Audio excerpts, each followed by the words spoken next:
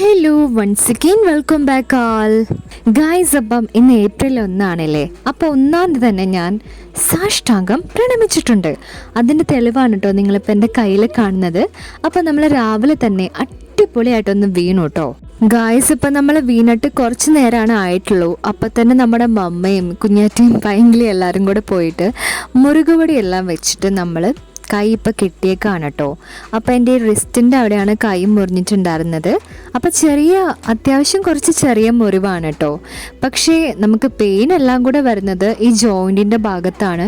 കാരണം കൈയും അതുപോലെ കാലും കുത്തിയാണ് ഞാൻ വീണിട്ടുണ്ടായിരുന്നത്. എങ്ങനെയാണ് വീണതെന്ന് ഞാൻ എത്ര ആലോചിച്ചിട്ട് എനിക്ക് ഇപ്പോഴും കൂടി മനസ്സിലാവുന്നില്ല. അങ്ങനെ ഒരു അടിപൊളി വീഴ്ചയായിരുന്നു കേട്ടോ വീണത്.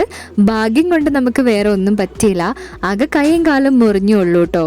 അപ്പോൾ നമ്മുടെ കുഞ്ഞാറ്റി പാവം ഞാൻ വീഴുന്നത് കണ്ടുകൊണ്ട് നിൽക്കുമായിരുന്നു. നമ്മൾ അൺഎക്സ്പെക്റ്റഡ് ആയിട്ടാണല്ലേ വീണത്, എന്ത് ചെയ്യാനാ.